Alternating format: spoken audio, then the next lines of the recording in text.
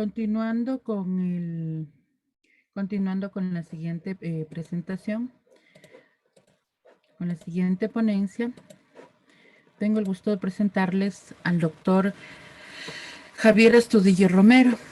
Él es médico por la Universidad de Cuenca y especialista en medicina familiar por la Universidad de La Suay. Docente e investigador de la Facultad de la Salud Humana de la Universidad Técnica Particular de Loja. Médico familiar y tratante del Hospital UTPL de la ciudad. El doctor nos va a presentar la siguiente ponencia titulada Crisis familiares y resiliencias. Doctor Astudillo, es un gusto para los organizadores del Congreso tenerlo presente esta tarde. Adelante. Buenas tardes con todos. No sé si se me escucha bien ahí. Sí, muy bien. Perfecto. Doctora Yadira, un gusto y muchas gracias por la invitación, Patricio igual. Y Rodrigo, un gusto poderte ver, así sea por este medio. Ojalá después de esto tengamos la oportunidad de poder saludarnos. Y siempre es un problema toda la elocuencia que tiene nuestro querido amigo Rodrigo, pero vamos a intentar con el tema que nos compete en este momento, dar una visión respecto a lo que es la crisis familiar deriva de la medicina que puede de pronto resultar poco atrayente por la visión y la perspectiva que se tiene sobre el manejo de la enfermedad, muchas veces derivado de la forma como el sistema nos obliga a actuar como profesionales de la salud. Alguna vez conversábamos con colegas médicos de familia de otras latitudes del globo y decíamos que en la mayoría de los casos los médicos familiares hacemos todo menos medicina familiar, y verdaderamente eso es algo que sí sucede, ¿no? El abordaje sistémico, el enfoque ecológico, la visión desde la perspectiva biopsicosocial es algo que se deja mucho de lado y que obedece muchas veces a las restricciones que tenemos desde el propio sistema de salud. Entonces, el día de hoy lo que vamos a hacer es una revisión muy general sobre lo que son las crisis familiares y vamos a intentar ir incluyendo esto dentro del enfoque de la atención en salud, para al final hablar sobre un tema que es también igual importante y que nos va a invitar a trabajar, yo creo que ahora en este periodo post pandemia, que es la resiliencia, ¿no? Porque estamos viendo nosotros cada día muchas personas que están enfrentando situaciones complejas y que requieren de parte del profesional de la salud el respaldo, el apoyo, el soporte justamente para poder hacer frente a estas situaciones. No sé si me permiten compartir la pantalla, ya dirá tal vez. Sí, doctor, adelante, está como anfitrión. Muchas gracias.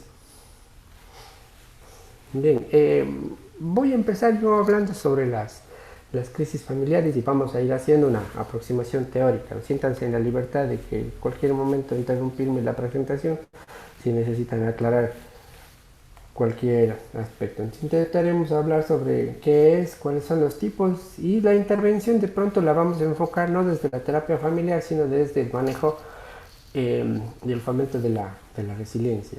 Ahora, es importante aquí tener claro que independientemente de la funcionalidad que tenga la familia, es decir, si es una familia que está adecuada, que cumple sus roles, que cumple las funciones, que es una familia que es estable, es una familia que funciona, ¿no? O es una familia que tiene un caos completo en su organización, en su estructura, independientemente de esos aspectos, este grupo social pequeñito y minúsculo que reproduce todos los patrones de comportamiento social va a tener que enfrentar momentos que pueden resultarle críticos y que van a poner en juego todos los recursos que ellos tienen a mano para poder salir ante ese evento.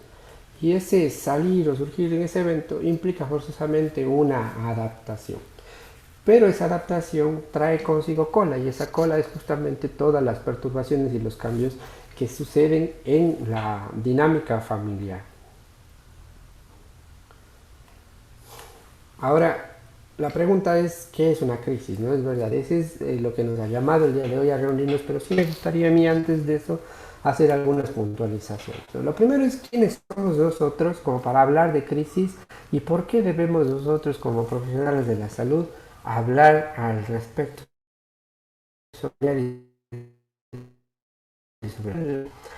Nos vamos a decir, somos médicos, somos profesionales de la salud, somos los llamados a aliviar el sufrimiento, a trabajar con estas personas, ¿no? Y yo he puesto aquí algo que me gustó mucho y es una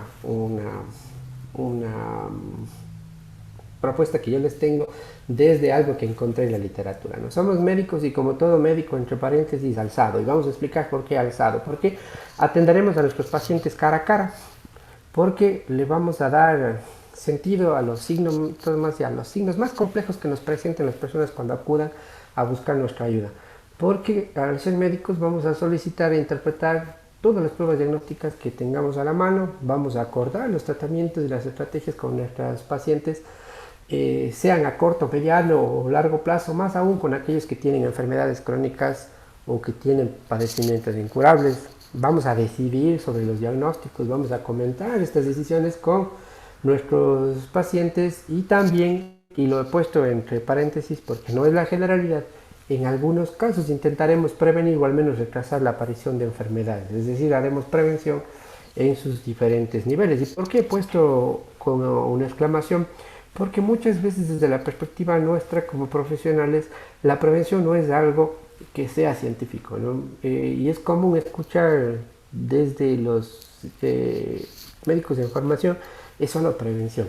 Y ahí un poco viene el tema del generalista y de lo que hablaba un poco Rodrigo también, ¿no? La idea del primer nivel que solo eso sirve para prevención y se toma desde una perspectiva muy peyorativa el término prevención cuando ahí está la base de todo el sistema de atención. Entonces, al hacer todo esto, al ser médicos, como les puse ahí alzados, haremos y daremos salud. Ese es el fin por el que nosotros ingresamos a la carrera y esa es la idea con la cual nosotros salimos y lo que nos motiva a nosotros a seguir trabajando.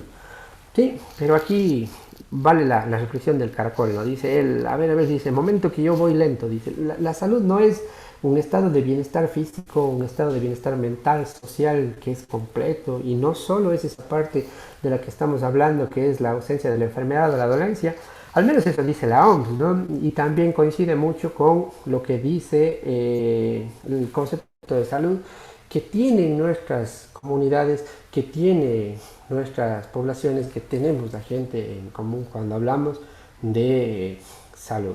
Y ahí nos viene a nosotros la reflexión y decimos, cierto, ¿no? Eso es lo que nos han dado a nosotros en todas las cátedras en el pregrado, esa es pues la definición de salud. Entonces es un concepto mucho más holístico que va más allá de lo biológico, que va más allá de lo puramente biomédico.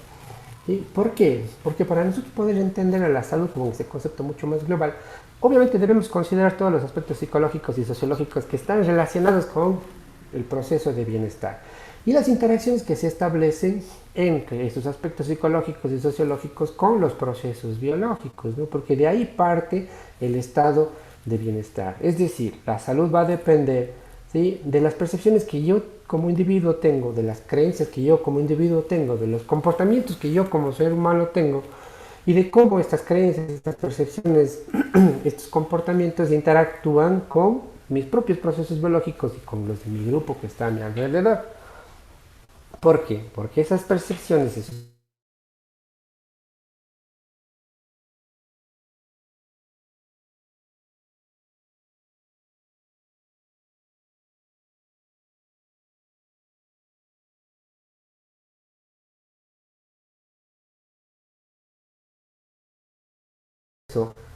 de salud. Es decir, esa cultura y los recursos que me da la comunidad van a influir en mi comportamiento y en la relación que tienen con el proceso de bienestar o de salud.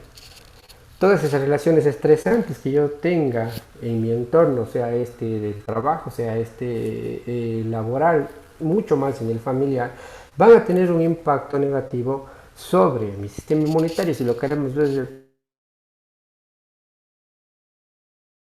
social. Por el otro lado, va a ser algo muy importante en los procesos de recuperación.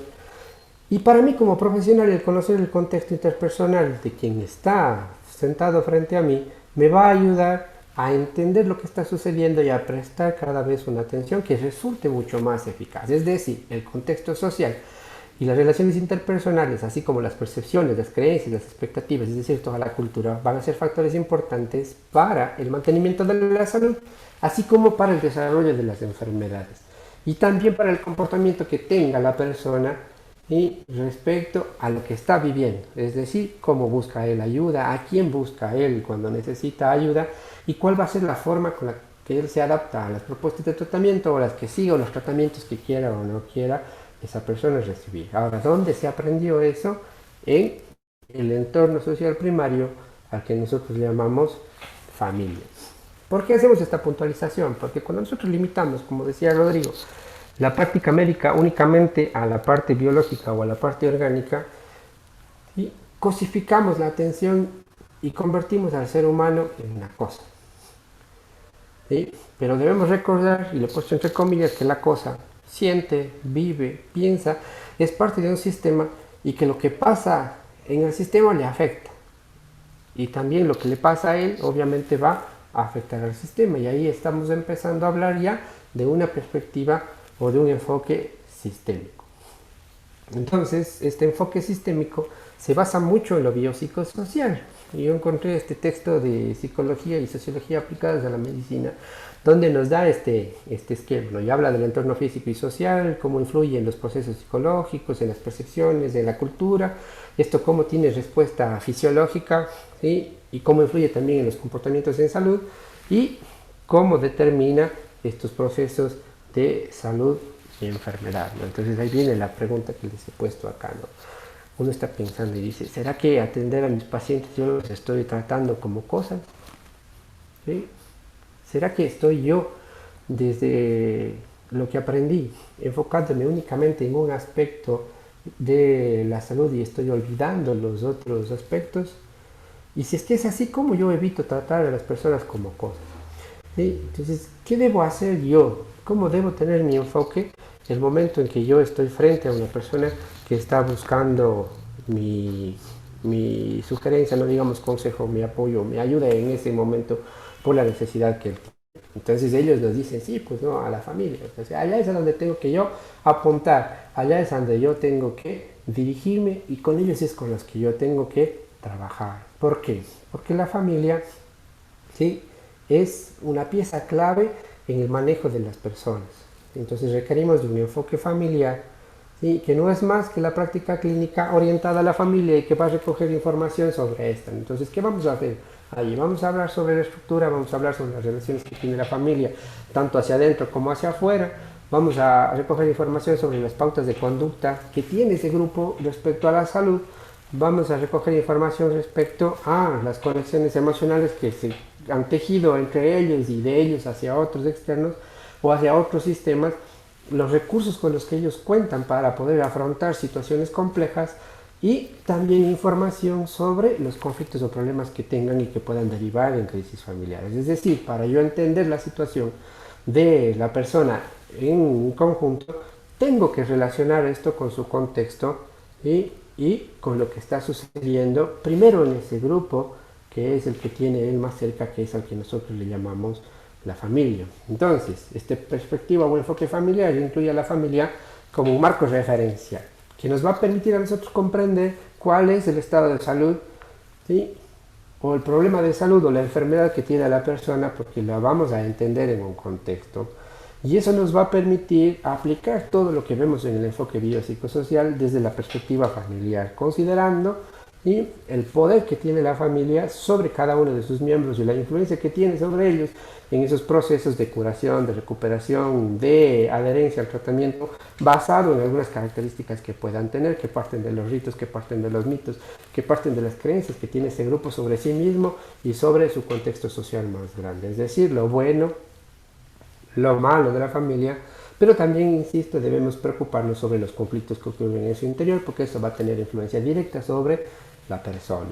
Al introducir a la familia como una unidad de cuidado, nosotros vamos a trabajar con este grupo, ¿sí?, vamos a aprender a evaluar este grupo y vamos a comprender, ¿sí? Los eventos estresantes que se producen y cuáles son los recursos que ellos tienen y cuáles de esos podemos nosotros echar mano para poder trabajar, cuáles debemos también buscar, cuáles debemos crear, cuáles debemos reforzar. Y hacemos una idea de todos trabajando en función de un determinado problema. ¿Por qué? Repetimos, porque ahí es donde aprendo conductas y hábitos que van a determinar los estados de salud.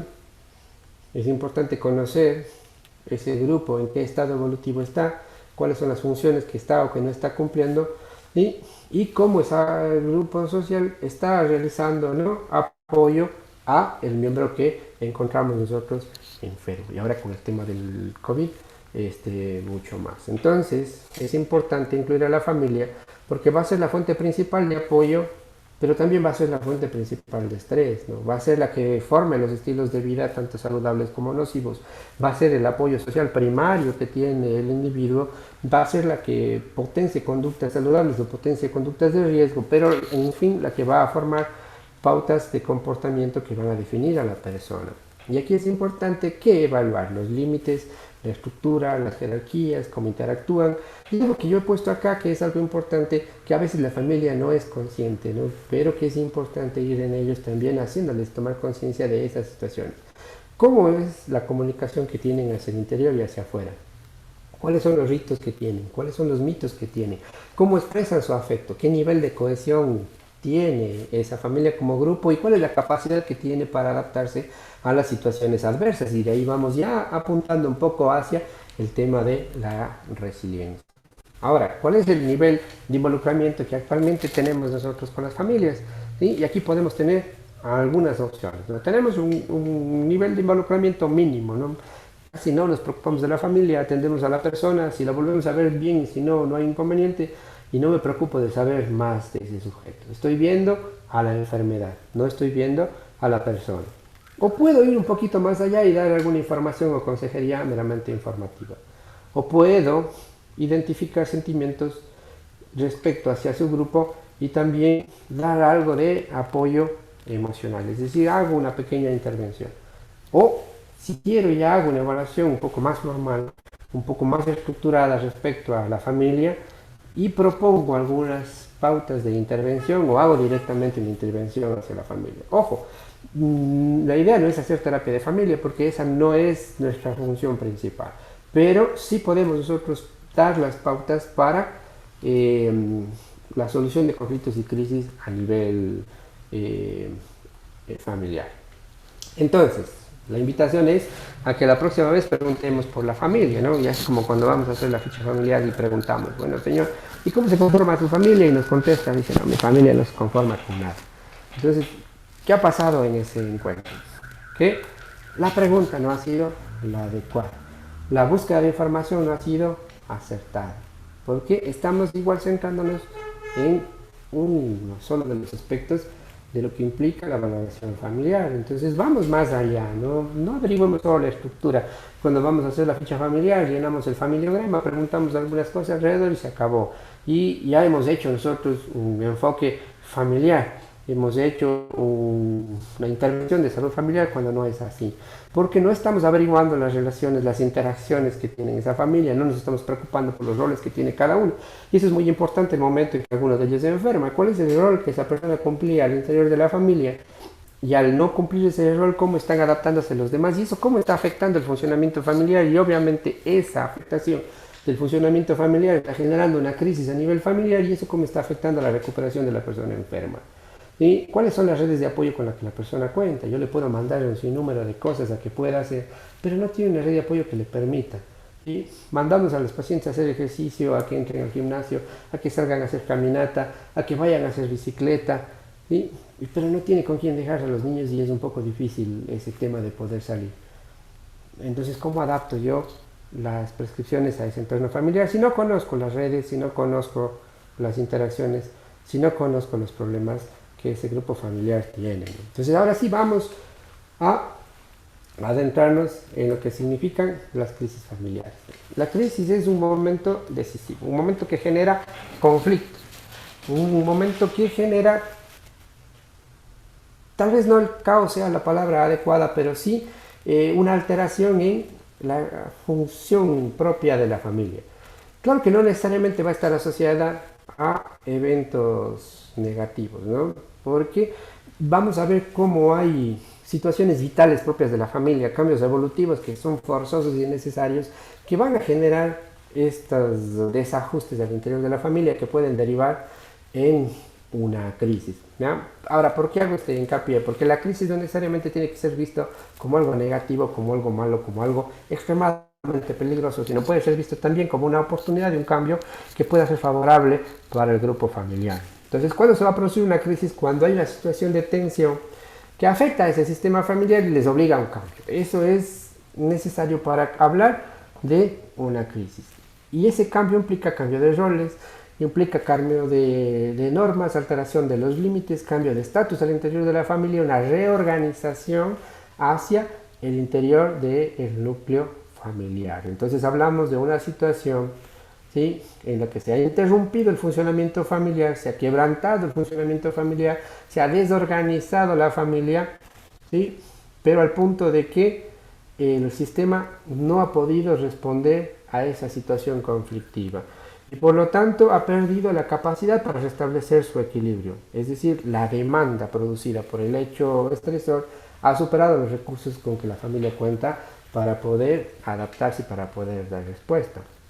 Entonces hablamos nosotros de una crisis familiar desde el ajuste y la adaptación, ¿no? Entonces, ¿qué es lo que sucede? Que la familia va a poner en marcha todos los elementos que tiene a mano, toda su energía, para lograr volver a un estado de funcionamiento lo más equilibrado posible. Y aquí vamos a hablar nosotros de ajuste y de adaptación familiar, tanto buena como mala. ¿Qué son los estresores? Los estresores son todas esas situaciones que van a producir demanda en la familia, pero que confrontan a las capacidades que tiene la familia, ¿no? Entonces, un estresor no necesariamente va a ser malo, porque puede ser algo que genere un momento evolutivo al interior de la familia. Va a generar un ajuste que puede resultar positivo o una adaptación que cambia a la familia y la transforme para bien. Entonces, tenemos aquí una fase de ajuste en la cual en el sistema familiar hay unos cambios que echan mano de los recursos que tiene la familia y logran un proceso de adaptación sano, adecuado, vuelve a un equilibrio sin mayor desajuste del sistema familiar. ¿Sí? Y ahí hemos estado hablando nosotros ya de una fase ya de adaptación de la familia a esta nueva realidad, en la cual probablemente la familia aprendió a usar otros recursos nuevos que antes no lo conocía, aprendió nuevas estrategias de afrontamiento a los problemas, es decir, salió fortalecida. Y eso ha logrado reducir las demandas que tenían antes, es decir, el estrés se reduce porque las capacidades aumentan, ¿sí? Y la familia aprendió a reinterpretar la situación que está viviendo y eso le ha permitido adaptarse a esta nueva realidad. También explicamos las crisis desde la perspectiva del ciclo familiar, ¿no? Es decir, hay eventos estresantes que van a poner en juego elementos o herramientas de la familia que van a depender del periodo evolutivo en el que ella se encuentra, ¿no? Y aquí vamos a tener situaciones adecuadas, es decir, cuando las respuestas adaptativas permiten conseguir un sistema estable posterior al evento estresante. Pero puede también ser inadecuado cuando los recursos fueron muy pocos, es decir, resultaron insuficientes o el estresor resultó demasiado grande, que por más que contaba la familia con recursos logró superar esa relación. Entonces ahí terminamos en una crisis. ¿Qué pasa ahí? Que la familia va a echar mano de sus propios recursos, pero también de los recursos que tiene hacia afuera. Si es que estos recursos que la familia tiene, tanto al interior como afuera, es decir, sus redes de apoyo, van a resultar apropiados o van a resultar suficientes para permitir la solución del conflicto, pues vamos a tener un proceso de adaptación y que si nos ponemos a analizar desde esta perspectiva nos va a dar un cambio positivo. ¿Por qué? Porque la familia aprendió a reconocer nuevos recursos, descubrió algunos que tenía ahora y se ha adaptado de manera positiva y ha aprendido, ha ganado a avanzar.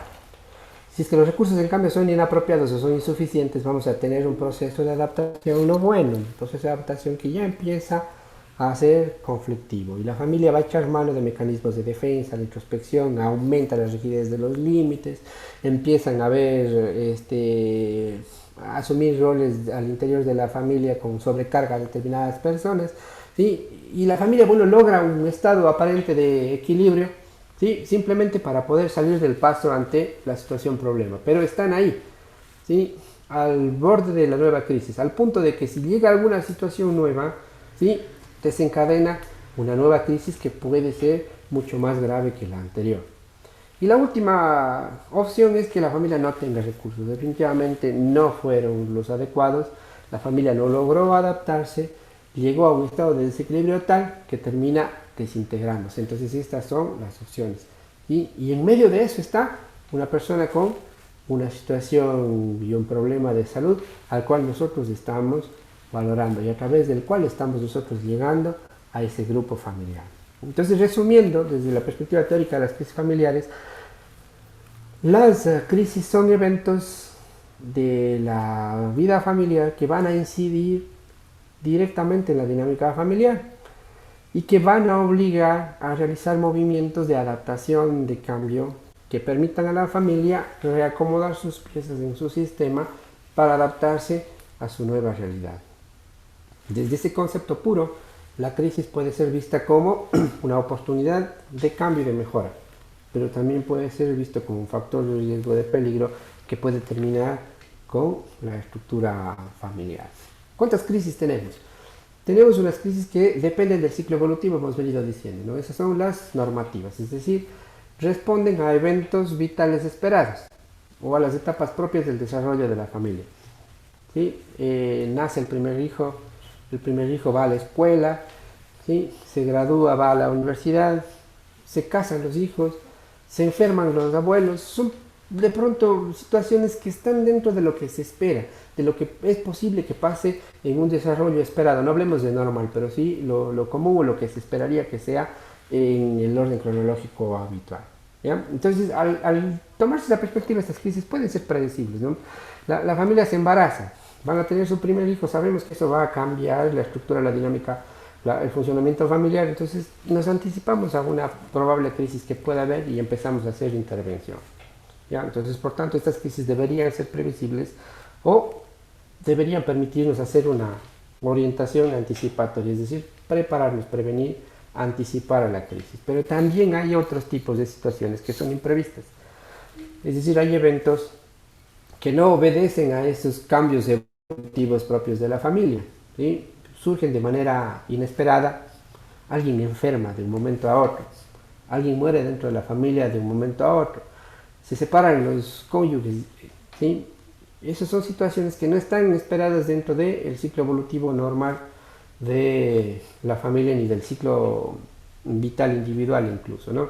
Entonces van a ser ajenos a la persona como ajenos a la familia y ahí estamos hablando nosotros de crisis de tipo no normativo o paranormativo. Y todas estas crisis, tanto normativas como no normativas, van a ser principalmente de tres tipos. No digo que estos sean los únicos, ¿no? Pero la literatura donde ha logrado consenso es en esto: crisis de adición, crisis de pérdida o crisis de cambio de estatus. Y esas van a ser en las que podríamos nosotros encasillar, normativas o no normativas, dentro de estas tres posibilidades.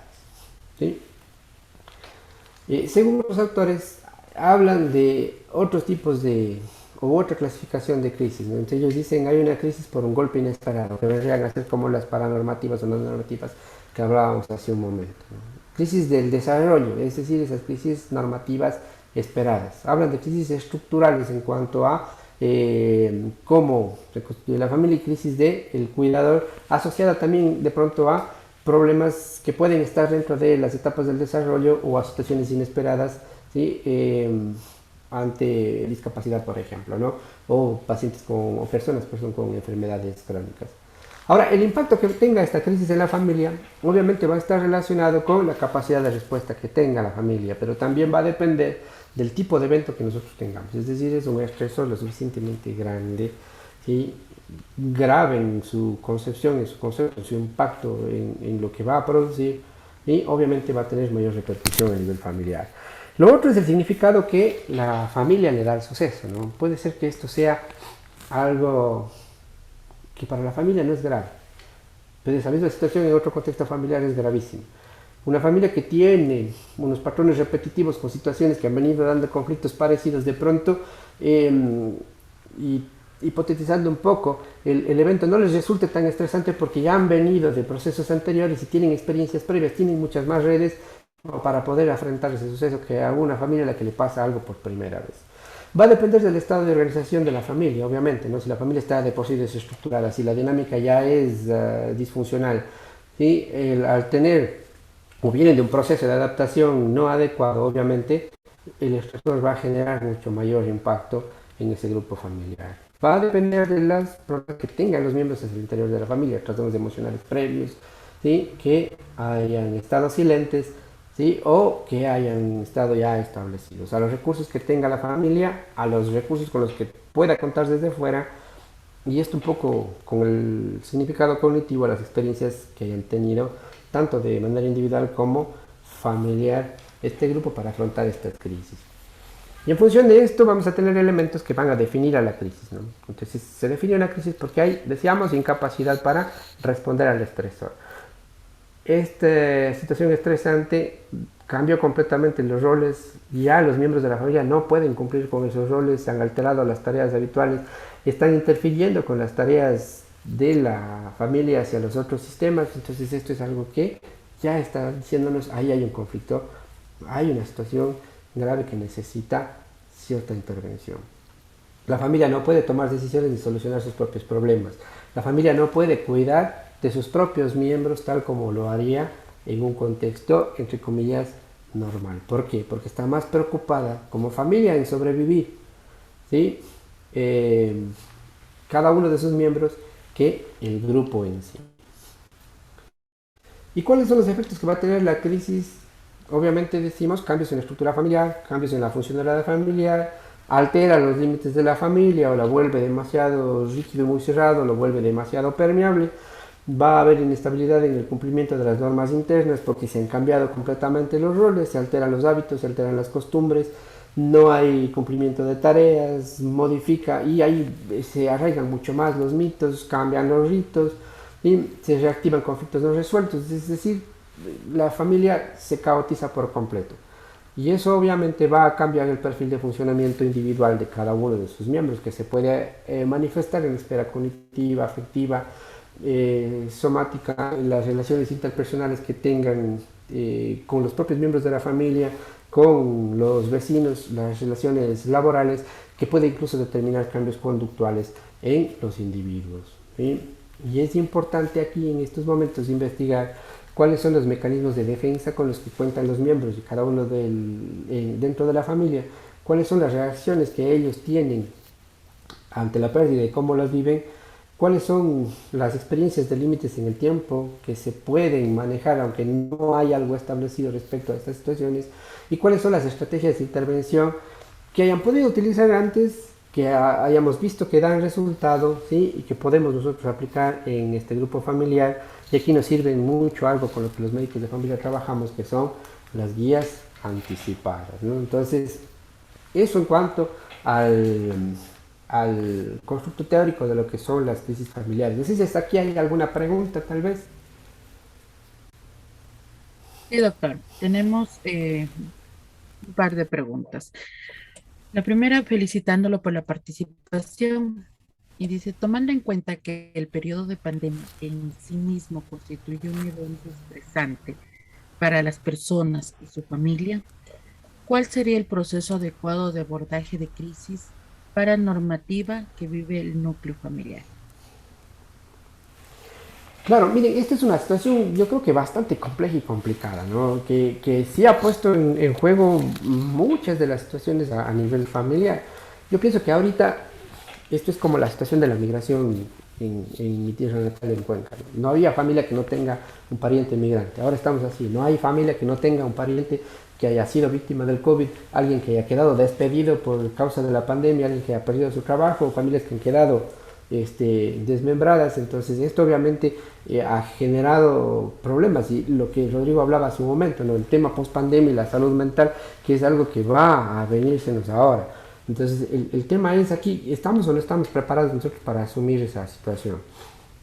Nosotros como profesionales de la salud, ¿hasta qué punto estamos tratando a la persona con COVID o estamos tratando a la familia con COVID. Acuérdense que la ventaja de esto es que sí nos permite pensar en familia, porque se enferma uno y se enferman toditos. A la fuerza tenemos que verles a todos, ¿sí? Pero de pronto el impacto que tiene en cada uno de ellos es distinto.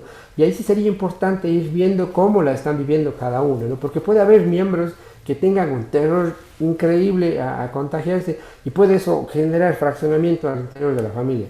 Hace unos meses hacíamos este análisis respecto a lo que nos pasó en la época del encierro, o sea, qué significó para nosotros quedarnos en casa.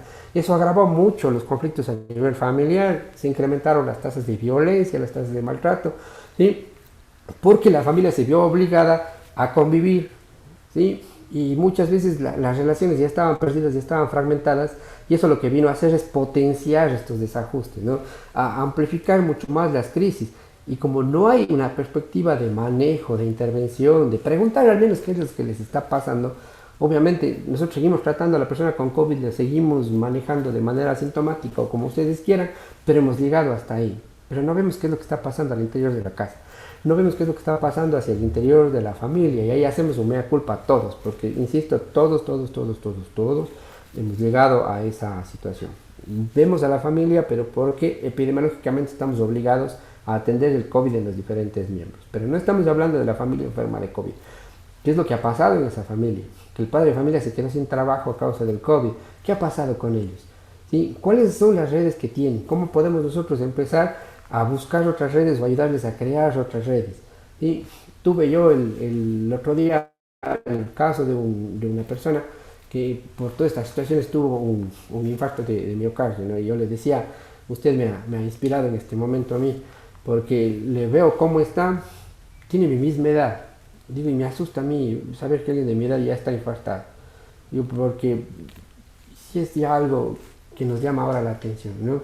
Pero ¿qué ha pasado con él? Cambiaron las cosas dentro de su casa, obviamente. Cambió su dieta, cambió su actividad, cambió su relación con su esposa. Digo, ¿y ahora usted qué ha pensado hacer? Él decía, bueno, yo sí quiero buscar algo porque esta situación que me ha sucedido a mí me ha llegado a impactar tanto que ahora estoy en shock. Digo, ¿y cuáles las opciones o las alternativas que usted tiene? Dice, a mí me gustaría conversar con alguien porque él les tenía miedo a que se iba a morir de aquí en 5 años o en 10 años, esa era la preocupación de él, ¿no? Y decía a un paciente que le había hecho un cateterismo, él se había puesto a leer y tiene una expectativa de vida de 10 años. Entonces, en son de broma le decía en la consulta, depende del enfoque que usted tenga, ¿no? Si usted tiene 90 años y le dicen que va a vivir 10 años más, se pone feliz y agradece. Pero usted como tiene 43 ya está sufriendo. Digo, pero no necesariamente esa es la regla, ¿no? No es que usted se va a morir a los 10 años. ¿Sí? Y usted tiene dos opciones, si es que eso fuera lo que le va a pasar. O estos 10 años se encierra y desaprovecha estos 10 años que tiene, o los 10 años se dedica a hacer otras cosas y de pronto se le extiende más el tiempo de sobrevida. Entonces la opción que él tomó dijo, sí, voy a optar por aumentar mis años de sobrevida y me voy a dedicar a ayudar a otras personas. Y ahora está armándose un blog para ayudar a personas que han vivido situaciones de infarto y todas estas cuestiones con otras personas y está reuniendo a más personas que tienen el mismo problema y empezando a armar grupos de ayuda a personas que están en esta situación. Entonces, algo similar se podría hacer por acá. ¿Sí? Es decir, buscando y pinchando en las personas y en las familias para buscar esos elementos que tienen ellos y que se pueden potenciar y que pueden ayudarlos a reestructurarse, reorganizarse y a poder otra vez surgir y salir. Y yo pienso que algo que es importantísimo es el apoyo que nosotros podemos dar a las personas. A veces no vamos a poder curar, pero sí vamos a poder consolar, sí vamos a poder acompañar, sí vamos a poder escuchar. Y eso hace mucho, aunque parezca que no, hace bastante y dice mucho también, ¿no? Yo creo que eso a veces es lo que necesitan eh, las personas y por qué no también las familias.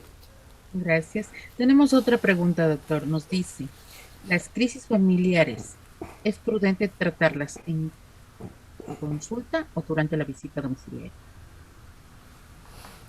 Ah, buena pregunta. Yo diría, ¿por qué no en la consulta? Porque nosotros tenemos la tendencia a querer solucionar en la vida de la persona en la consulta. Y en la consulta tenemos 15, 20 minutos, no tenemos más. Porque ya tenemos al otro que está afuera golpeando la puerta queriendo entrar. Entonces eso no nos da un espacio como para poder extenderlo, salvo que planifiquemos de otra manera, ¿no? Y la otra es crear un espacio dentro de la consulta que pueda resultar a la persona simpático para poder hablar, ¿no? Nosotros necesitamos que la persona diga qué es lo que le está sucediendo, qué es lo que le está pasando.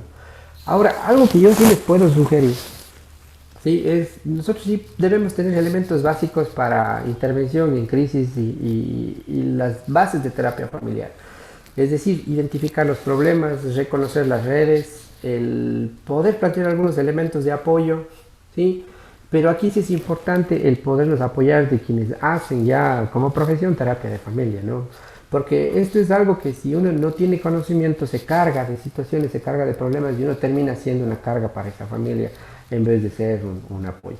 Ahora, yo creo que el espacio propicio sí podría ser el hogar, siempre y cuando también brinde las condiciones necesarias para poderlo hacer, ¿no? Entonces, si es un lugar que es conflictivo, riesgoso, peligroso, bueno, de pronto empiezo yo en la consulta hasta poder lograr algún proceso de adaptación que me permita visitar el hogar. Yo creo que cada caso tiene que ser evaluado de manera diferente.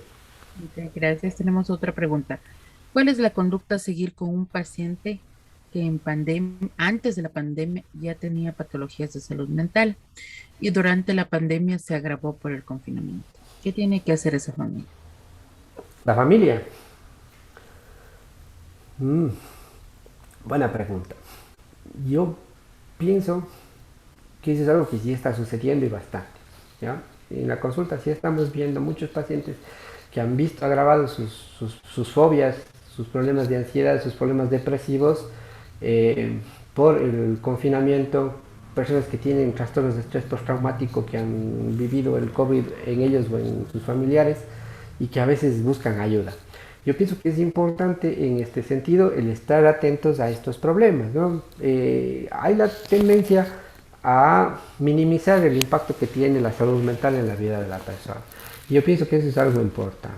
Primerito, entender que la salud mental también es medicina, ¿sí? Muchas veces, ¿qué es lo que hacemos? Pensamos que todas estas situaciones son potestad del psicólogo. La persona llega triste, le vemos que está triste, le vemos que está mal, le vemos ansiosa, le vemos inquieta, ¿sí? Y nos centramos en el tórax, le escultamos el pecho, le revisamos el abdomen y nos intenta la persona contar, cortamos y mandamos. Vaya al psicólogo y que allá él se resuelva. Y a veces nosotros podemos hacer algunas intervenciones. Yo creo que sería importante poder nosotros también formarnos en lo que son los primeros auxilios psicológicos, que a veces es lo que necesita esta persona, ¿no? A lo mejor yo no le pueda ayudar, yo no puedo hacer una intervención larga como la que va a hacer un psicólogo, como lo que va a hacer un psiquiatra, porque ellos están formados para ese tipo de acciones. Pero sí puedo yo sentar las bases para esos tratamientos. El generar un clima de confianza en los profesionales de salud, como para que yo pueda mandarle a él a un profesional que le va a ayudar más, pero él va con la confianza y la garantía de que yo estoy por detrás y que yo le estoy apoyando y que yo voy a estar acompañándole, ¿no? Y que le voy a explicar las situaciones que no le sean fácilmente comprensibles y que va a tener detrás un profesional que va a ser su respaldo, ¿no? Ahora, si yo estoy en la capacidad de hacer intervenciones breves, las debo hacer, ¿sí? Siempre y cuando, insisto, el bien que yo voy a conseguir con esa intervención supere al riesgo, porque si voy a causar más problemas, dejo en manos de un profesional de la salud mental. Pero insisto, hay que partir del hecho de que la salud mental también es medicina y es un aspecto que nos debe a nosotros preocupar. Ya, sobre este primer tema son todas las preguntas que tenemos. Muchas gracias. Yo mientras hacía la pausa les quería invitar a que se hagan ustedes estas preguntas, ¿no? ¿Quién soy yo? ¿Cuál ha sido mi mayor logro? ¿Qué es lo que me gustaría que todo el mundo me diera? ¿Cuál ha sido mi mayor falla? ¿Qué haría si me quedara solo un año de mi vida y si yo muriera, qué me gustaría que la gente diga de mí, ¿no? Porque aquí lo que estoy haciendo yo es un análisis de mi vida que a veces nos hace falta, ¿no? Una introspección sincera respecto a lo que soy y a mis propias capacidades y a mis propias limitaciones, a mis expectativas, a mis planes y a mis proyectos. Y estas preguntas, tal vez dichas de otra manera, o las que quieran ustedes tomar de acá, sí las podemos transportar nosotros a las personas, ¿no? Cuando estamos ante este tipo de situaciones. ¿Y por qué empiezo con esto? Es porque vamos nosotros ahora sí a hablar sobre el tema de la resiliencia, ¿no? Entonces, ante esas situaciones de crisis personal y familiar, la opción, decíamos, es la intervención a nivel familiar, ¿no? Y una de las alternativas que podemos tener y en las que sí podríamos nosotros trabajar es en fomentar la resiliencia. Pero ahora, ¿cuál es el problema? Estamos claros en lo que significa la resiliencia, qué es lo que debemos hacer, a qué apunta, qué es lo que queremos, qué debemos buscar en la persona, qué elementos nos van a servir para formar la resiliencia. Y aquí está el ejemplo de resiliencia, ¿no? En ese tronco seco, una planta que ha brotado en medio de toda esa adversidad. Y ese es el concepto que nos viene a la cabeza cuando hablamos nosotros de resiliencia. Y yo les invito a pensar en la resiliencia como la imagen que están viendo ustedes allá, porque de ahí parte el concepto, ¿no? Este es un concepto que, si bien nos viene del anglo, nace del latín, ¿sí? Que significa volver de un salto. Ese es el origen propio de la palabra resiliencia. Y el concepto fue aplicado por primera vez en la física. Y dice que la resiliencia es la capacidad de un material de recuperar la forma original después de haber sometido a altas presiones. ¿Ya? Y el ejemplo más clásico es el resorte. Ustedes cogen un resorte y lo apretan, y cuando lo sueltan va a recuperar su forma original. Pero el resorte tiene una particularidad que es importante. Cuando ustedes presionan un resorte, se deforma y al soltarlo recupera su forma original, pero brinca. Y esa es la característica, ¿sí?, que le falta al concepto este de resiliencia cuando hablamos solo de recuperar su forma original. Porque al hablar de resiliencia estamos hablando de ese brinco que da el resorte hacia algo, ¿ya? Y lo que debemos nosotros buscar es que ese brinco sea hacia algo positivo. Entonces vamos ya creando el concepto de resiliencia, ¿no es cierto? Haciendo un poco de historia, decíamos, ¿no?, que en el año 70 este psiquiatra, psicólogo y más, Boris Srlin, él hablaba de la resiliencia adaptado a la psicología, porque la primera que llevó el término de resiliencia hacia sí desde la física fueron las ciencias sociales. Y después se le llevó a la psicología y se enganchó con la medicina. Entonces, ¿él qué decía? La resiliencia se ve en las personas que tienen esa capacidad de superar las tragedias, ¿sí?, o eventos que han sido fuertemente traumáticos para ellos, pero que han logrado surgir de la adversidad. Y ese es el concepto clásico que debemos de resiliencia, surgir de la adversidad, algo así como el ave fénix que nace de las cenizas. Pero no se limita a eso, ¿no? El estudio, y me parece que estos estudios los hizo con los niños criados en orfanatos en Bolivia, ¿no? Entonces decía, miren cómo estos niños que tienen un ambiente adverso, un ambiente complejo y que les forza a coger un rumbo dentro de la sociedad y a tener un rol negativo, al transformado esa opción y han llegado a ser una persona completamente distinta a la que esperaba. Y entonces estamos viendo cómo superan la tragedia, superan esos acontecimientos, pero han dado un brinco hacia algo positivo, ¿no? Y aquí una historia que yo encontré en un texto que me gustó mucho, se les voy a compartir ahora si el tiempo nos da.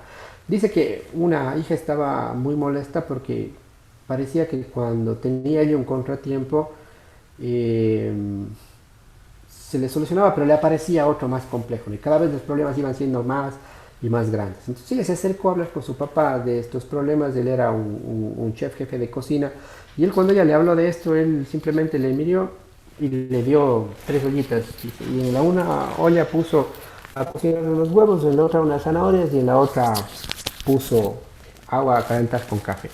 Entonces ella, viendo esa situación, se quedó pensando en la acción de su padre, y ella pensó, mi papá no me escucha, ¿no? Y eso ya era algo que ella les contaba que era habitual, el no ponerle atención cuando ella hablaba y ponerse a cocinar. Entonces, transcurrido un tiempo, él se dio la vuelta y le preguntó a la hija y le dijo, ¿qué es lo que ves tú ahí en esas 3 ollas que pusimos nosotros en el fuego? Y ella le preguntó, pero ¿qué es lo que tú quieres que vea? Dice, si tú no me haces caso a lo que yo te estoy diciendo y te pones a estar cocinando huevos, te pones a cocinar zanahorias, te pones a hacer café. Entonces él le dijo, mira lo que tienes en las 3 ollas. Dice, ¿qué pasó con los huevos? Dice, los huevos, antes de ponerlos en el fuego, eran frágiles y se podían romper fácilmente, pero una vez sometidos al calor que viene a ser la adversidad, que es el calentamiento con el fuego, se han vuelto duros y de pronto sí rompibles. Las zanahorias, en cambio, que eran fuertes, duras, que no se rompían como los huevos con tanta fragilidad, el momento que fueron sometidas a la adversidad, que viene a ser en este caso el calor, se volvieron blandas.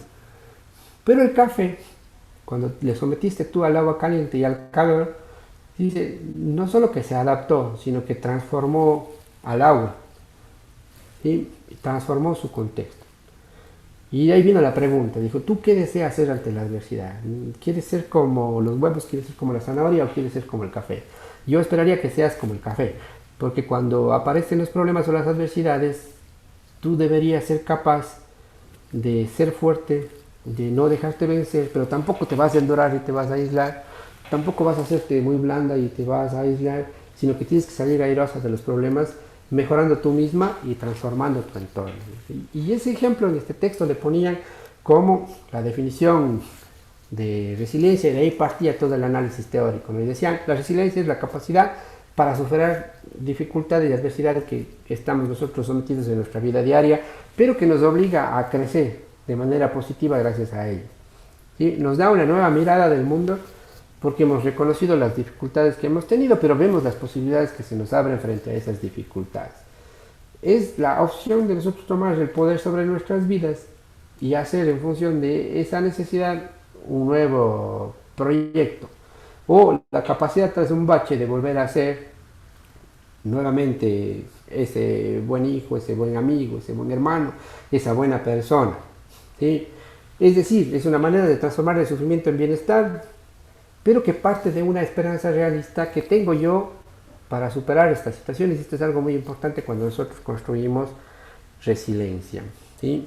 La capacidad de lograr que las heridas, por los golpes que me da la vida, se conviertan en un elemento motivador para construir un entorno mejor. Entonces, ahí entendemos el concepto básico, ¿no? Surgir ante la adversidad, pero aumentándole algo, adaptándonos a la nueva realidad y transformando nuestra vida en algo positivo, ¿sí? Y de ahí vienen las definiciones que han ido dando los teóricos, ¿no? Yo por eso les he puesto ahí, etcétera, porque hay cientos de definiciones de lo que son para cada uno la resiliencia. Tal vez todos partiendo de este concepto de Edith Henderson, que es la capacidad del ser humano para enfrentarse a las adversidades, superarlas y transformarse positivamente por ellas, ¿no? Y de ahí van derivando. Ahora, ¿qué debemos entender de la resiliencia? Que la resiliencia no es absoluta, ¿no? Es decir, que no es total, que no es que yo el momento que llegué a ser resiliente ante una situación soy resiliente para todo, entonces no es un estado definitivo, yo puedo volver a tener inconvenientes y voy a tener que empezar nuevamente ese proceso. ¿Por qué? Porque esto es algo dinámico y que está muy ligado al momento evolutivo, ¿sí? Y a la importancia que yo le dé al problema en ese momento evolutivo y también a los recursos con los que yo cuente en ese momento. Entonces va a variar dependiendo de la naturaleza del problema, de la naturaleza de los recursos, del contexto en el que se dé, de la etapa de mi vida en la que me llegue esa situación.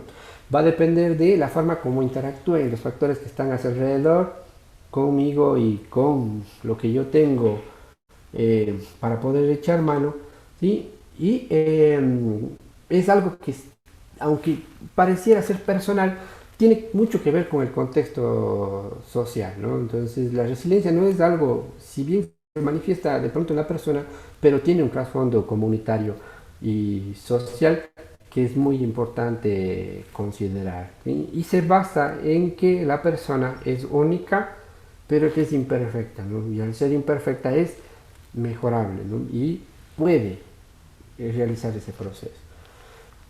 Resiliencia no es igual a recuperación, ¿no? Y esa es otra de las confusiones que podemos tener conceptuales, ¿no? Porque recuperarse significa que yo ante la adversidad me recupero, repitiendo el término, es decir, regreso hacia lo normal, ¿sí? Me caigo, me levanto y me quedo ahí.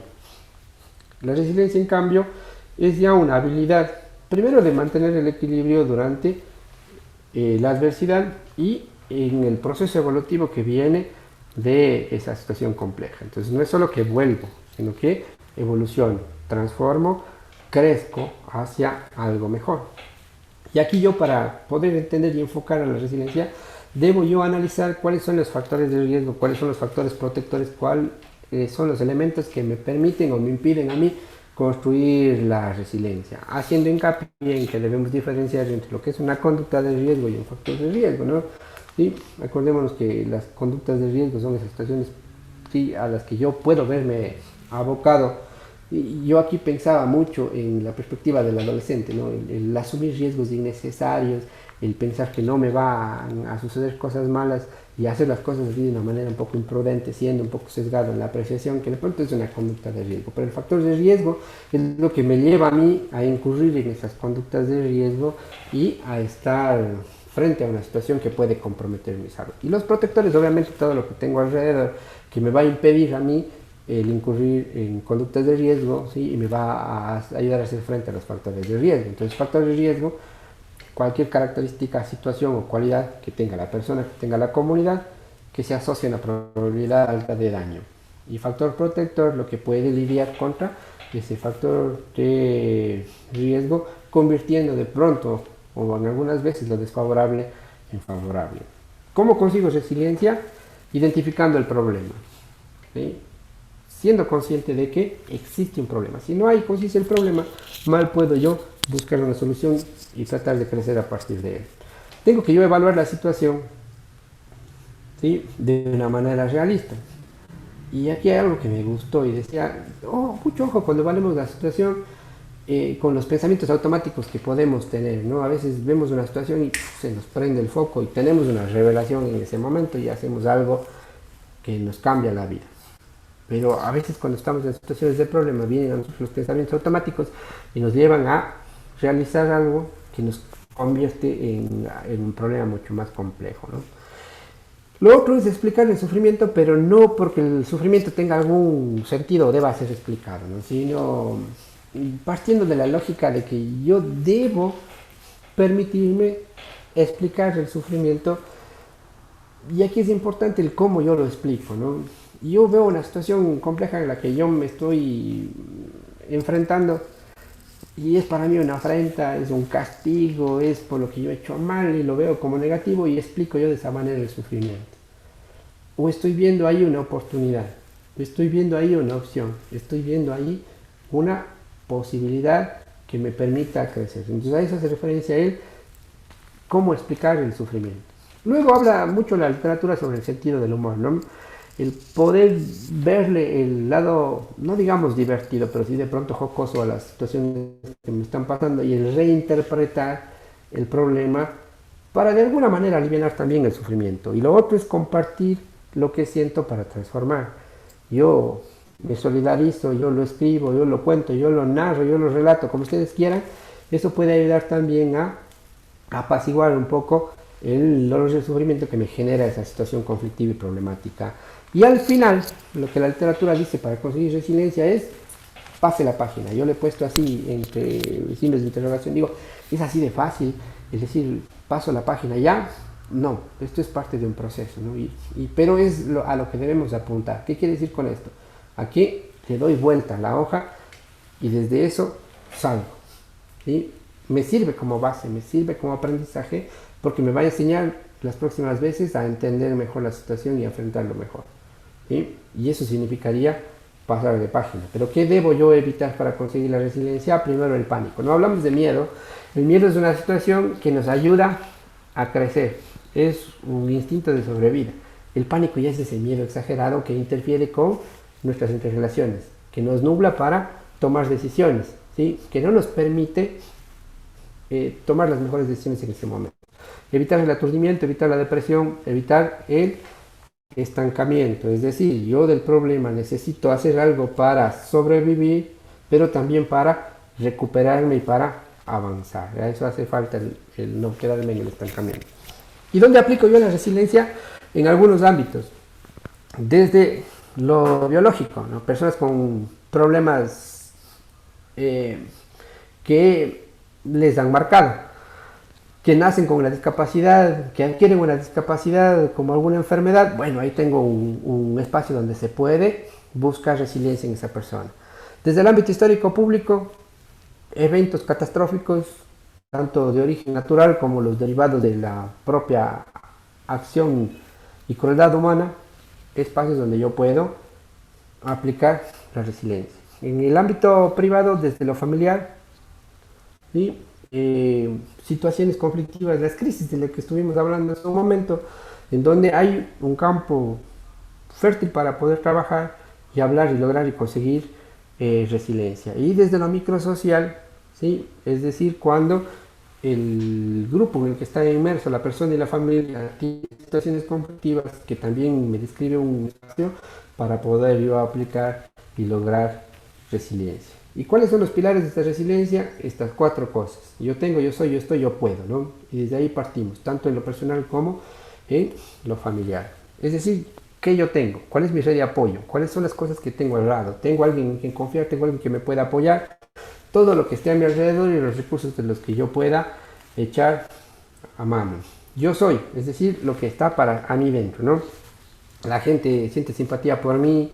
¿Cómo soy yo? Soy una persona tranquila que le gusta enfrentar las dificultades. Yo planifico para el futuro, tengo un proyecto de vida, me hago responsable por mis propias acciones, soy optimista, soy una persona confiada, soy desconfiada, soy una persona que tiene esperanza, desesperanza. Entonces ese es el otro elemento. Yo estoy, es decir, ¿qué es lo que voy a hacer? Estoy dispuesto yo a responsabilizarme de mis actos, tengo la fe en que las cosas van a salir bien, ¿sí? Y estoy rodeado de gente que me pueda apoyar. Y finalmente el yo puedo, ¿no? Es decir, estoy en la capacidad de generar ideas o alternativas de opciones para poder hacer las cosas de una manera diferente. Y yo veo en mi forma de ser que cuando me propongo algo lo hago hasta que lo termino, o soy de las personas que lo dejo a la mitad. Puedo encontrarle el lado jocoso a las cosas y utilizar el humor para reducir las tensiones. Sé entender yo cuando mis pensamientos son apropiados y los puedo expresar de manera adecuada o reconozco mis propios sentimientos.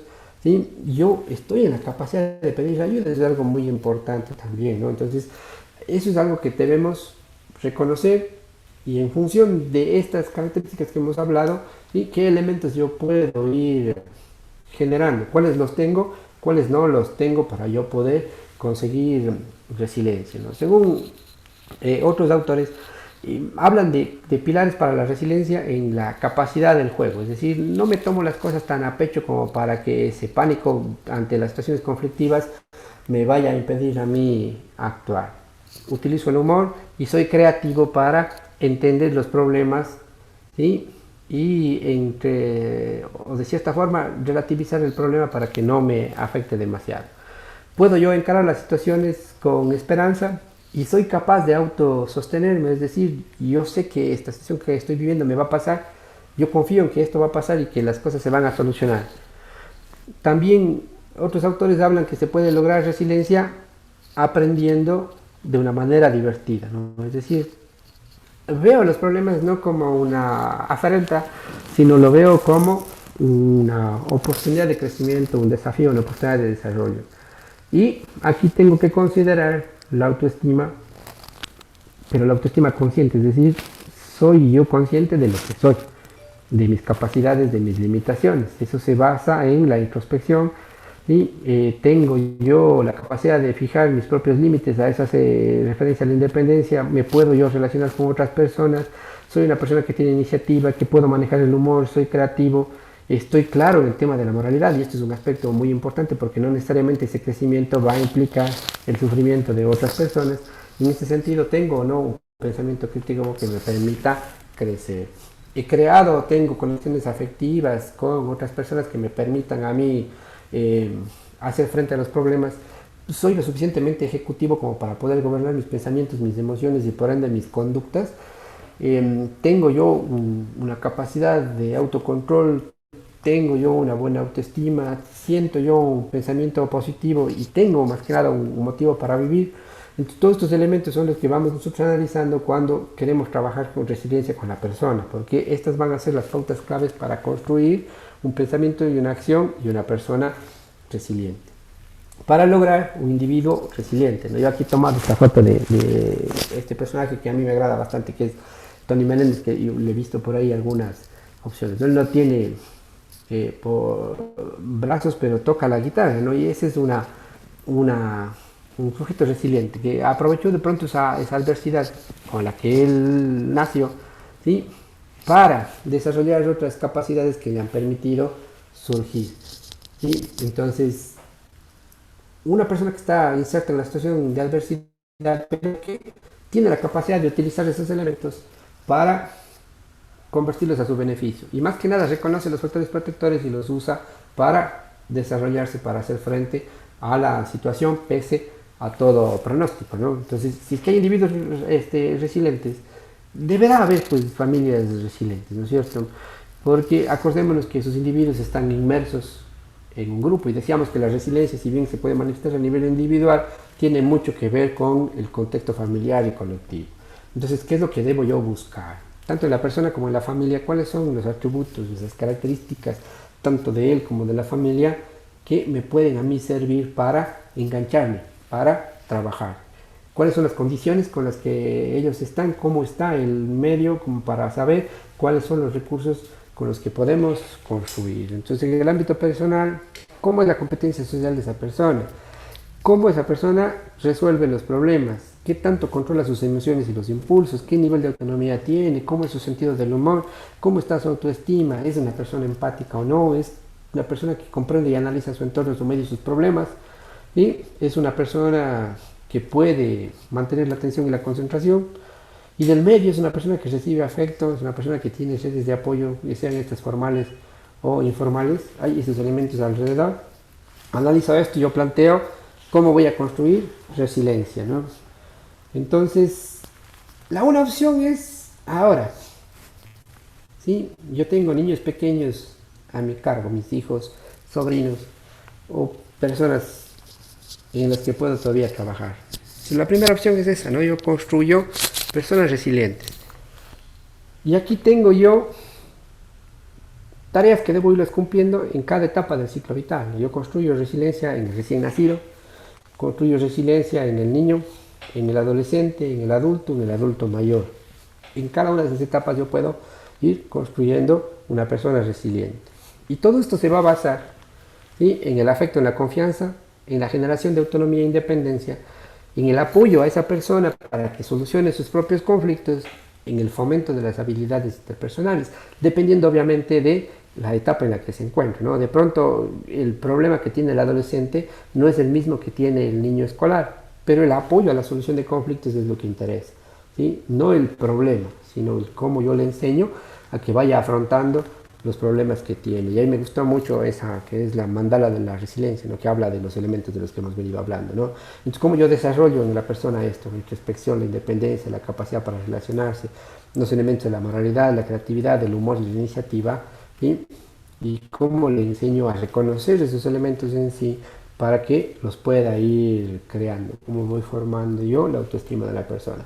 Entonces, esa es una forma de construir resiliencia. Antes de que haya el problema, yo genero una persona resiliente. Y la otra es ya con el que tengo con el conflicto, ¿no? Entonces le digo, a ver, tú tienes estos 4 yo, y cada uno de esos yo tiene algunas frases o algunas sentencias. ¿Cuáles son las que te definen a ti? ¿Ya? Perfecto. Entonces yo soy una persona que maneja el humor, me sé relacionar, yo tengo un amigo al que le puedo confiar las cosas, tengo una red de apoyo, yo soy capaz de reconocer mis límites. Perfecto, todos los dios que hemos tenido, ¿ya? Entonces, ¿qué estoy destacando? Factores positivos que tiene la persona. Y luego vamos a la gratificación y a la gratitud, ¿no? Le has dado gracias a la vida por las situaciones que tienes ahora, ¿sí? ¿Te has dado cuenta de las cosas positivas que tienes tú ahora?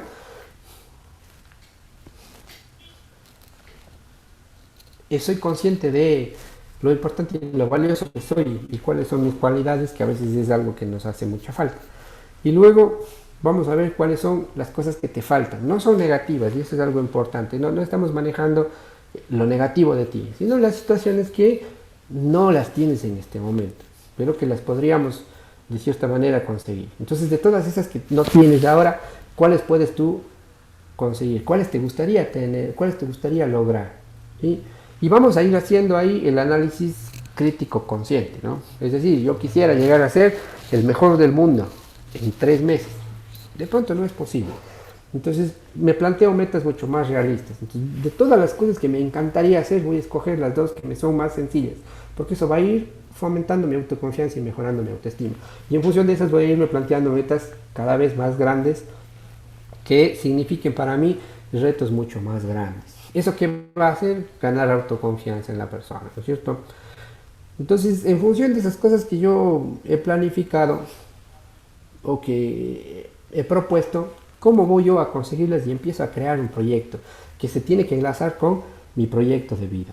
Y luego, ese proyecto, ¿cómo yo lo voy a manejar? ¿No? Me gustaría tener a esa persona de confianza para yo poderle contar, para que me apoye, para que esté ahí al lado cuando empiece yo a flaquear en las propuestas que me he hecho, ¿sí? Y que otras personas que tengo a mi alrededor o situaciones que tengo a mi alrededor me permiten a mí lograr mi objetivo. ¿Sí? Voy encasillando en el proyecto de vida y qué es lo que a mí me sirve para conseguir mis objetivos de vida. Y también hago el análisis, ¿no? Si es que no logro conseguir, ¿qué va a pasar? ¿No? Porque tengo que pensar también en esa opción. ¿Cómo voy a enfrentar esa situación de fracaso? Porque acuérdense que este es un proceso que va en subida, pero no es lineal, ¿no? Que puede haber sus descensos y subidas. Cuando caemos otra vez al fondo, volvemos de cero otra vez, ¿sí? Pero en el trayecto podemos tener altos y bajos, ¿no? Y si yo he logrado tocar fondo y no he conseguido, ¿qué va a pasar? Me voy a poder replantear mis metas. De pronto voy a tener la capacidad de analizar y decir y ser autocrítico en decir, bueno, la meta que me puse estuvo de pronto muy amplia. Vamos a buscar otra y vamos a ir replanteando esos objetivos. Entonces, la idea es, conjuntamente con la persona con la que vamos a trabajar, pensar en ladrillos, ¿no? Es decir, el ladrillo nos sirve para ir construyendo, pero no es que nosotros los soltamos todos a la vez, los vamos poniendo uno a la vez. Y esos ladrillos son los factores resilientes, que van a depender de, decíamos, el ciclo vital de la persona, el estadio evolutivo, los elementos con los que cuente, todo lo que esté alrededor, ¿sí? Y que van a ser fácilmente asequibles. ¿Cuáles son estos? La confianza, la autonomía, la iniciativa, la identidad, la capacidad para generar una creatividad y la integridad. ¿En qué se basa esto? En la confianza. En mí para conocerme mejor, en los demás para conocerlos mejor y en aceptarme yo y en aceptar a los demás. Entonces, ¿cuáles son mis pilares ahí? Yo soy, yo tengo, yo puedo. El otro es la autonomía. ¿Qué es lo que va a lograr trabajar en la autonomía? Reforzar el yo soy, yo tengo, yo puedo, la confianza. Y también vamos a trabajar en las otras cualidades, ¿no? La iniciativa, la creatividad, la identidad, la introspección y todo lo que hemos venido conversando. Y aquí les comparto yo algo que me gustó mucho, que es el decálogo para construir resiliencia, que plantea este autor Jacques Lecompte, ¿no? Él dice, estas son las 10 claves para la resiliencia. Diagnosticar los recursos y las potencialidades con las que yo cuento. Tener en cuenta el entorno. Considerar a la persona como una unidad, es decir, como un todo. Reflexionar en términos de escoger lo que me resulta mejor y no de tomar decisiones impulsivas, ¿sí? Integrar la experiencia pasada, lo que ha sucedido antes con la vida presente como elementos de aprendizaje. Dar sitio a la creatividad y a la espontaneidad. Conocer el valor de la imperfección, es decir, me reconozco como un ser imperfecto, pero que puedo mejorar y el valor que me da eso de saber las imperfecciones que tengo para poder mejorar. Considerar que el fracaso no anula el sentido de la vida, es decir, yo no conseguí mi objetivo, no por eso ya no valgo. No, es otra oportunidad de crecimiento que me deja un nuevo aprendizaje. Adaptar todo a la acción e imaginar una nueva forma de vida. Repetimos, basado en la confianza, la autonomía, la iniciativa, la aplicación y la identidad como bases para la construcción de la resiliencia. Desarrollando competencias que favorezcan la construcción de la resiliencia. Y que básicamente es lo que hemos venido hablando, ¿no? Enseñar a la persona a reconocer el problema, a soñar en las soluciones, a planificar las situaciones que le puedan generar inconvenientes para la realización de lo que está planificando, el ser empático y el conocer sus necesidades y saber escoger las mejores medidas o los medios para poder obtener sus fines. Entonces hablamos de competencias racionales, también competencias socioemocionales y morales, es decir, utilizar habilidades personales, aprender y desarrollar las habilidades que tiene y saber reconocer y utilizar el apoyo externo. Y algo que yo utilizo en la consulta cuando intentamos trabajar en temas de resiliencia es este modelo de de la casita, ¿no? Entonces a la persona le decimos, usted va a construir el nuevo yo, igual que lo que se construye una casa. Acuérdense que la casa es algo que se va construyendo de a poco, ¿no? Desde los cimientos hasta el techo. Y esa construcción tiene una historia. Y durante esa historia, ¿sí? Usted ha ido cuidando esa construcción, usted ha ido reparando esa construcción, usted ha ido mejorando esa construcción porque la ha ido adaptando a sus nuevas necesidades. Y usted ha ido creando espacios dentro de esa vivienda que le son útiles y que le son necesarios, pero siempre está abierto también a cambios y a nuevas posibilidades. Ese es el modelo de la casa, ¿no? ¿Cuál es el suelo? El suelo son las necesidades básicas que tiene la persona, que son las que debemos satisfacer. Entonces aquí viene el tema de la salud desde la perspectiva biológica, por ejemplo. Tiene alguna enfermedad que le dificulta, puedo solucionar, puedo ayudarle, puedo yo facilitar el aprender a vivir con esta situación, ¿sí? Puedo yo paliar de cierta forma esto, puedo cubrir esta necesidad. ¿Cómo podemos ayudarle a cubrir las otras necesidades básicas? ¿Sí? Porque eso es la plataforma para la resiliencia. Esos son los mínimos necesarios para poder sobrevivir. Luego vienen los cimientos, es decir, la confianza que ha ido adquiriendo a través de las experiencias que él ha vivido con todo lo que ha estado en contacto a su alrededor, los amigos, la familia, el grupo social, ¿sí? Que vienen a ser la base para la construcción de ese yo. El primer piso es la necesidad de darle sentido a su vida, ¿ya? De darle significado a las cosas, partiendo del para qué me pasa esto, no por qué, no por qué me pasa esto a mí, no, sino para qué me está pasando esto a mí, para qué me ocurre, qué me está queriendo enseñar esta situación, qué aprendizaje puedo obtener yo de lo que me está pasando. Entonces ahí yo empiezo un aprendizaje que transforma el por qué en el para qué. El segundo piso son todas las demás experiencias, ¿sí? Donde situamos ya la autoestima, las capacidades personales y sociales que tengo, el sentido del humor, es decir, todos esos elementos de los que hablamos hace un momento que yo los puedo también ir formando hasta cierto punto adquiriendo. Y el techo, en cambio, representa esa opción de la persona a estar abierta a nuevas experiencias y a poder ir incorporando nuevos elementos que le ayuden a construir ese ser humano resiliente que él quiere ser. Entonces, eso es en cuanto al ámbito personal. Ahora, lo mismo pasémosle a la familia, ¿no? Si decimos que la familia es un organismo vivo, entonces se pueden aplicar estos elementos. Entonces, aquí en cambio, ¿cuál es la idea? Que el enfoque tiene que ser sistémico, ¿sí? Porque no es uno solo, es un grupo que funciona al unísono, donde cada uno tiene su función propia y definida. Entonces, no podemos generalizar las situaciones. Hay que irlos adaptando a cada uno de los miembros de la familia que pueden estar en diferentes niveles dentro de la construcción de la resiliencia, ¿sí? Con una perspectiva ecológica y con una perspectiva evolutiva, ¿sí? Tengo niños, tengo adolescentes, tengo adultos mayores, con cada uno son actividades que van a ser distintas, los pilares van a ser similares, las acciones van a ser diferentes. ¿Qué debo hacer acá? Buscar o construir una familia resiliente, pero fomentando estrategias de afrontamiento en la familia, identificando las que tienen, fortaleciendo las que tienen, ayudándoles a identificar nuevas, ¿sí? Hay que transformar a la familia de las deficiencias a los puntos fuertes. Tenemos que hacer que reconozcan sus mitos, ¿no? Y para que pasen de esa familia llena de mitos que somos bravos, somos malos, somos borrachos, somos, que son los mitos, a una familia, entre comillas, normal. Es decir, no tenemos ninguno de esos vicios, defectos. Podemos ser lo que nosotros queramos. Debemos cuidar los elementos clave del funcionamiento familiar. ¿Esto qué quiere decir? Que no vamos a patologizar a la familia, no le vamos a enfermar nosotros a la familia. Y debemos fomentar en este grupo familiar la superación y la adaptación, en base a lo que hemos visto en la parte personal, ¿sí? Pero desde el enfoque sistémico, que es lo que nos obliga el manejo familiar.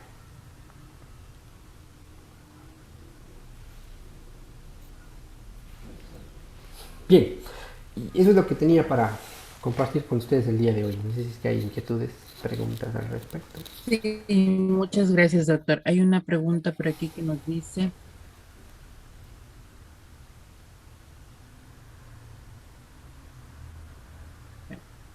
¿cómo se puede lograr una resiliencia colectiva en el grupo familiar?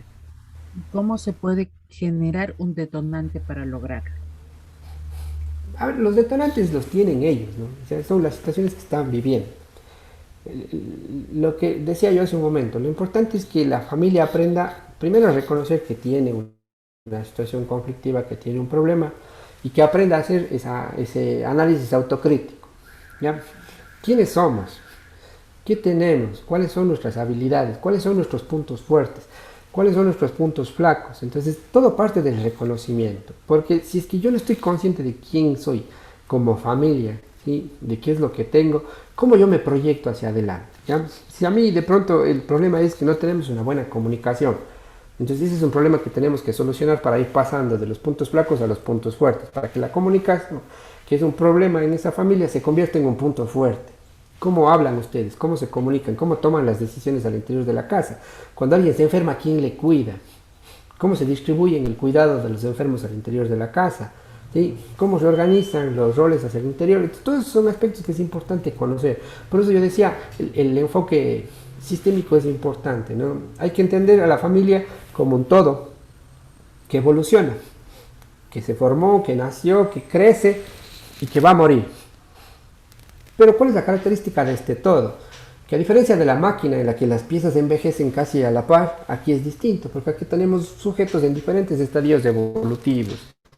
Entonces, de pronto yo no voy a querer que el problema sea entendido por el niño con la misma complejidad que la entiende el adulto.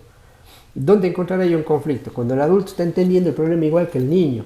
Entonces, ahí tengo que yo trabajar, ¿no? Entonces, ahí voy yo utilizando la parte evolutiva de cada uno de los miembros del ciclo familiar como para poder lograr que todos avancen en conjunto hacia un fin, pero desde la realidad que tiene cada uno, ¿no es cierto? Entonces eso implicará reorganizar los roles, eso implicará de pronto definir los roles, porque a veces las familias no tienen los roles definidos. Uno pregunta, bueno, ¿y aquí cómo que todo el mundo aporta?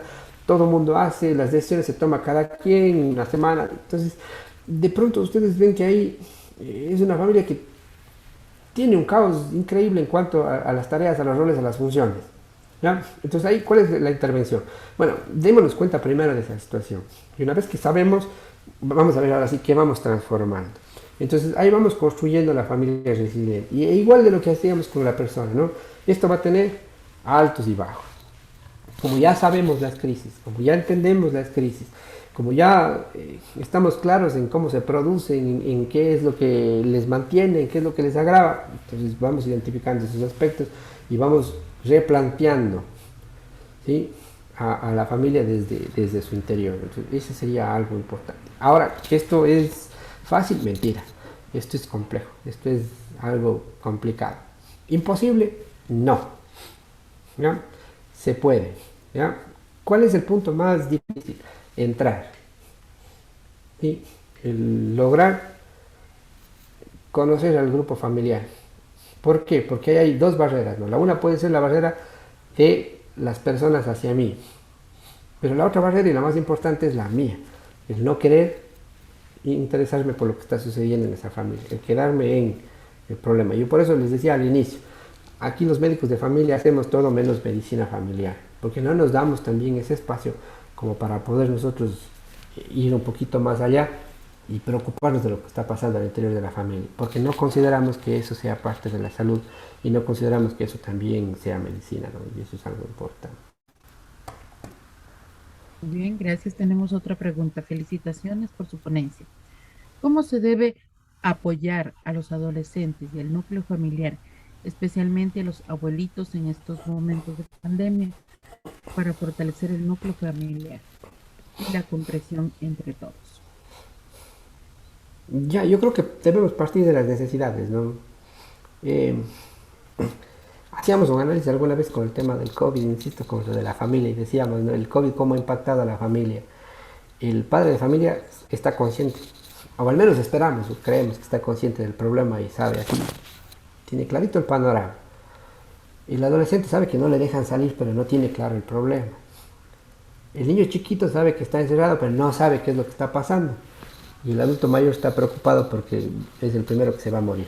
Entonces, el mismo problema tiene diferentes formas en las que se está viendo y tiene un impacto distinto en cada uno. ¿Ya? Con los adolescentes es un tema bien simpático porque con ellos el asunto es, primero, cómo me acerco yo a ese adolescente, ¿no? ¿Cómo llego yo al adolescente? y luego tengo que indagar en él qué es lo que piensa. O sea, tal vez suene peyorativo. O sea, ¿cómo está entendiendo la situación? ¿Qué es lo que le está afectando a él de este problema? Y luego vamos asentando eso, ¿no? Yo creo que aquí los que tenemos hijos adolescentes sabemos, ¿no? Lo complejo que resulta sentarse y hablar con ellos y a veces el poder explicarles por qué no se les puede mandar, por qué no tienen que salir ahora en fin de año, por qué no se les manda a las cenas, a las fiestas, el contacto social que es tan necesario para ellos, ¿no? Y que es algo que esta pandemia sí nos ha dejado. Los niños sin contacto con sus padres, que es algo muy importante en sus etapas de desarrollo que luego tenemos que ver cómo compensamos. Pero el asunto es con ese adolescente que está en esa situación, que él está viendo el problema desde otra manera, ¿sí? Cómo yo como adulto adapto mi explicación del problema para podérsela compartir a él. Y cómo yo entiendo también el problema desde su perspectiva, ¿no? El no salir para mí a lo mejor no es un problema, pero para él sí. El que no se vaya a una fiesta, para mí no es un problema. No me voy a la cena de fin de año, no hay problema para mí. ¿Ya? Pero para él sí, pues es su mundo, son sus amigos, es su espacio de sus pares. ¿Sí? Acuérdense que en el caso de la familia pasó a un segundo plano y lo más importante son sus amigos. ¿Y qué es lo que ha pasado ahora? Que le quitaron todo eso. Entonces hay que entender esa realidad en la que él está inmerso, pues, entonces, y desde ahí, bueno, ¿qué le puedo ir proponiendo? ¿Cuáles son las alternativas y cómo voy negociando? Acuérdense que en el tema de las tareas, de los roles y de la jerarquía dentro de la familia, una cosa es con el niño chiquitito de 5 o 6 años, a él yo todavía le puedo mandar, él todavía me obedece, ya me discute, pero todavía hace lo que yo quiero. El adolescente ya no, con ella negocio yo las cosas. Ya no es alguien con quien yo le puedo obligar a hacer las cosas, porque ya yo mismo he ido creando esa autonomía y parte de mi función o de mi rol como padre, como familia, es ir creando esa autonomía, le he dado yo ya herramientas para que él vaya tomando decisiones. Entonces, eso es algo que yo tengo que ir considerando cuando yo trabajo con él. Muchas gracias, dice el doctor. ¿Cuál sería el mejor consejo para fomentar la resiliencia en los niños? ¿En quién? En los niños. En los niños.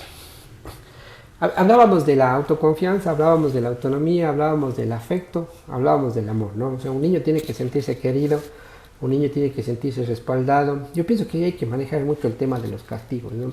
Acuérdense que ellos van creando su conciencia moral en función de la recompensa y castigo, ¿no? O sea, así van creando su moralidad.